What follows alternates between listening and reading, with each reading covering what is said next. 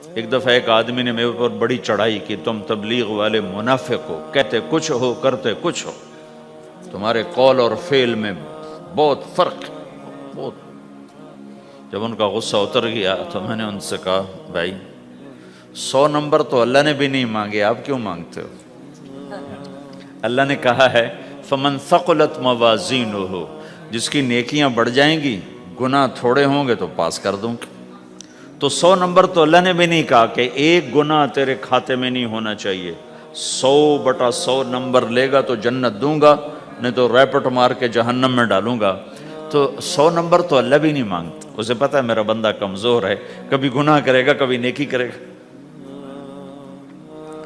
تو وہ کہتا ہے جس کے پاس 51 نیکیاں ہوئیں اور 50 گناہ ہوئے، تولوں گا تو 51 جھک جائیں گے نا، 50 معاف۔ مثال دے رہا ہوں میں، ہمارے علاقے میں ایک زمیندار تھے، وہ ذکر بھی بہت کرتے تھے، گالیاں بھی بہت دیتے تھے۔ ادھر سبحان اللہ او تیرے فلانے، الحمدللہ کے ساتھ ایک پھکڑ تولتے تھے، ساری زندگی وہ ایسا ہی کرتے رہے۔ جب وہ فوت ہو گئے تو کسی نے ان کو دیکھا تو انہوں نے پوچھا کہ میاں صاحب آپ کے ساتھ کیا ہوا، آپ تو گالیاں بہت دیتے تھے۔ خود ہی انہیں پوچھ رہے آپ تو گالیاں بہت دیتے تھے، تو آپ کے ساتھ کیا ہوا؟ کہ اللہ تعالیٰ نے میرے ذکر اور میری گالیوں کو تولا تو میرا ذکر بڑھ گیا تو میری بخشش ہو گئی۔ اللہ نے بھی کاؤنٹنگ رکھی ہے، پرفیکشن مانگی ہی نہیں۔ اگر اللہ پرفیکشن مانگتا تو پھر آپ کہتے تم کرتے کچھ ہو کہتے کچھ ہو۔ اگر میں کہتا صحیح ہوں تو ایک نیکی تو کر رہا ہوں، اور کرتا نہیں ہوں تو ایک گناہ کر رہا ہوں۔ کیا پتا میرا رب میرے کہنے کے طفیل میرے نہ کرنے کو معاف کر دے۔ بس ایک صورت میں ہے کام خطرناک کہ اگر میں اس کہنے سننے کو اپنی دنیا بنانے کا ذریعہ بنا لوں پھر خطرناک ہے۔ أَتَأْمُرُونَ النَّاسَ بِالْبِرِّ وَتَنْسَوْنَ أَنفُسَكُمْ وَأَنْتُمْ تُتْلُونَ الْكِتَابَ، وہ یہ آیت ہے۔ لیکن اگر میرے اندر اخلاص ہے تو پھر میں انسان ہوں، کبھی اچھا کروں گا کبھی برا کروں گا، لیکن میرے ذمہ صدا لگانا ہے۔ تو بھائیو اس تبلیغ کے کام کو کرتے رہنا، اس سے ایمان بنتا ہے، ایمان سے دین وجود میں آتا ہے۔ دین کے 2 حصے ہیں، ایک عبادات ہے جس میں نماز سب سے اہم ہے، پھیری پہ ہو گھر پہ ہو نماز نہ چھوڑو۔ رمضان کے روزے ہیں، اللہ پھر رزق زیادہ دے دے، حج کرو، زکوٰۃ دو۔ لیکن عبادات بڑی محدود ہیں اور اس میں کثرت اللہ نے مطالبہ بھی نہیں کیا، بلکہ اللہ تعالیٰ نے اس میں اعتدال ہی کو پسند فرمایا ہے۔ اللہ تعالیٰ نے ہمارے نبی لمبی لمبی نمازیں پڑھتے تھے تو اللہ تعالیٰ نے روک دیا کہ ما انزلنا علیک القرآن لتشقی، میرے نبی میں نے تمہیں قرآن اس لیے نہیں دیا کہ تو لمبی لمبی نمازیں پڑھ کے تھکتا رہے، درمیان نہ چل۔ اللہ کے نبی نے تبلیغ میں زیادہ زور دکھایا تو اللہ نے اس پر بھی کہا فلا تذهب نفسك علیہم حسرات، اتنا غم نہ کیا کر کے تو خود ہی ہلاک ہو جائے، نہیں ایسا نہ کر۔ تو عبادات محدود ہیں اور اس میں اعتدال مطلوب ہے۔ سارا دن مصلی پہ بیٹھنا یہ اللہ نہیں دیکھنا چاہتا، اللہ یہ دیکھنا چاہتا ہے کہ تو باہر جا تاکہ میں دیکھوں کہ اب تو کیا کرتا ہے۔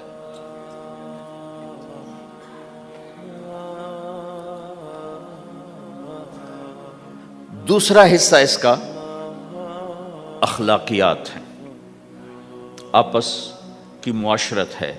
دین جو اثر انداز ہوتا ہے وہ معاشرت سے اثر انداز ہوتا ہے، عبادت سے نہیں، عبادات سے نہیں۔ عبادت تو مسجد کے اندر ہے یا مصلی پر گھر کے اندر ہے، روزہ اندر کی چیز ہے، حج بیت اللہ میں ہے، زکوٰۃ مسلمان کو دی جاتی ہے۔ تو دنیا میں دین پھیلنے کے لیے اور اپنوں کو دین کے قریب کرنے کے لیے جو سب سے بڑا عمل ہے وہ بھائیو اچھے اخلاق ہے۔ یہ دوسرا حصہ میں آج بیان کرنا چاہتا ہوں۔ اللہ کے نبی نے فرمایا ایو عُرَى الاسلام اوثق، مجھے بتاؤ اسلام کا سب سے مضبوط عمل کیا ہے؟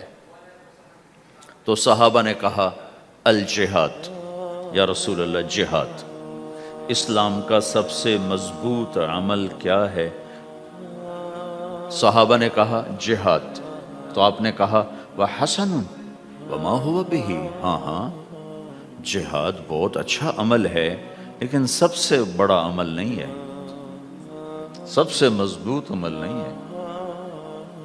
ان کا جی الصلاۃ، نماز، تو ہم نے کہا ہاں وَحَسَنَةٌ وَمَا هِيَ بِهَا، نماز بھی بہت اچھی چیز ہے لیکن وہ نہیں جو میں پوچھ رہا ہوں، سب سے اعلیٰ، سب سے اوپر، سب سے مضبوط نہیں۔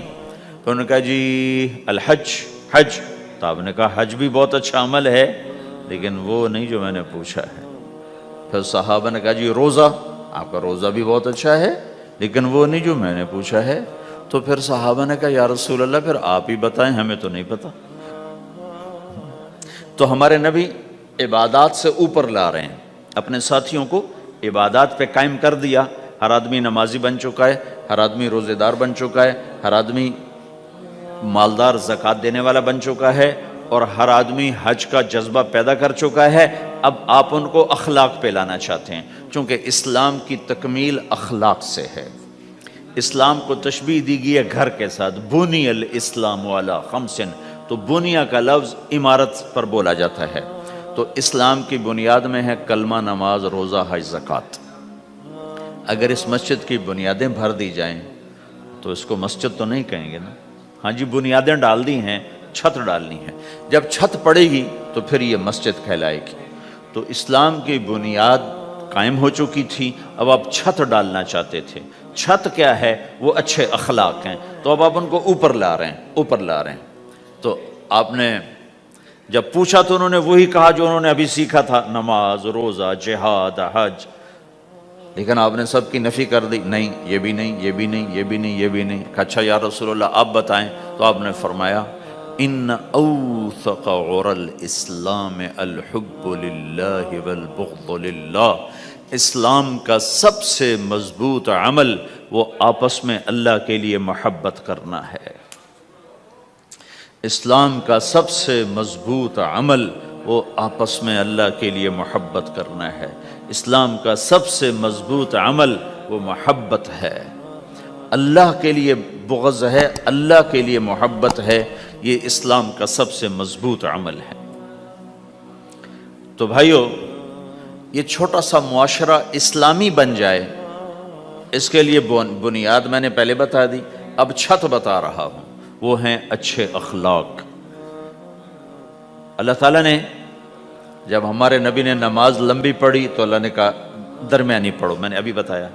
تبلیغ میں دکھ زیادہ جھیلا تو اللہ نے کہا درمیانہ چلو، لیکن جب اللہ کے نبی نے اخلاق بلند کیے، اخلاق، تو اس پر بھی اللہ تعالیٰ فرماتا میرے نبی ذرا اتنا نرم نہ ہو، تھوڑا سا سختی دکھا، آنکھیں دکھا، تھوڑا شوں شاں کر ہیں۔ تو میرے رب نے کیا کہا؟ واہ،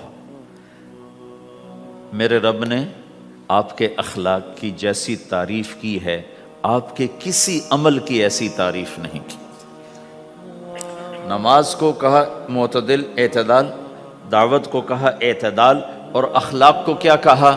انک لعلی خلق عظیم، اور اس کو طاقت پہنچائی قسم اٹھا کے، نون، پھر قسم اٹھائی قلم کی جو علم کا ذریعہ ہے، والقلم وما یسطرون، مجھے قسم ہے قلم اور اس کی تحریر کی، ما انت بنعمت ربک بمجنون وان لک لاجرا غیر ممنون۔